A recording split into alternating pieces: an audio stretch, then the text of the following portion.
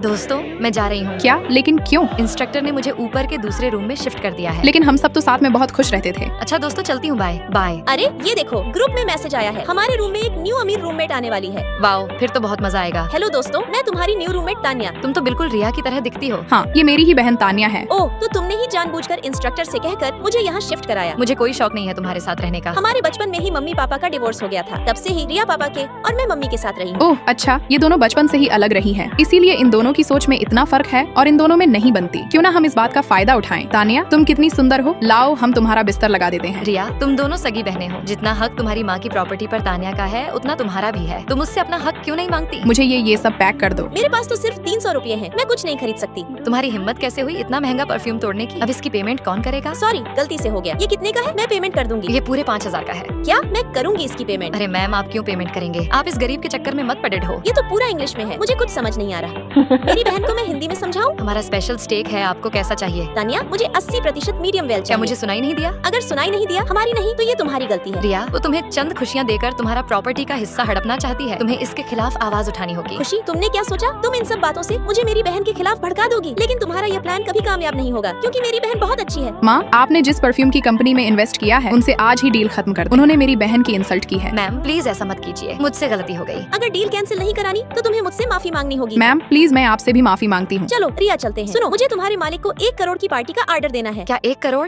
Thank you ma'am. लेकिन मेरी एक शर्त है, तुम्हें इस जॉब को छोड़ना होगा। मैम, ये आप क्या बोल रही हैं? मैम, जैसा आप चाहती हैं वैसा ही होगा। मैं अभी इसे जॉब से निकाल दूंगा। अरे इतनी छोटी बात के लिए इतने पैसे क्यों बर्बाद करने हैं? एक मामूली सी वेटर मेरी बहन की इंसल्ट करे, मैं ऐसा कभी नहीं होने दूंगी। मैं तुम जैसी बदतमीज वेटर को नौकरी पर नहीं रख सकता। निकलो यहाँ से। और ये देखो, मेरी बहन ने अपनी प्रॉपर्टी में मेरा नाम भी लिखवा दिया है। मैंने रिया को सिर्फ उसका हक दिया है, फिर भी वह मुझे कितना मानती है। अरे तान्या, तुम यहाँ चलो, खाना खाने चलते हैं और आज की ट्रेड मेरी तरफ से। ओके, अब वक्त आ गया है मुझे भी इनके सामने आने का, क्योंकि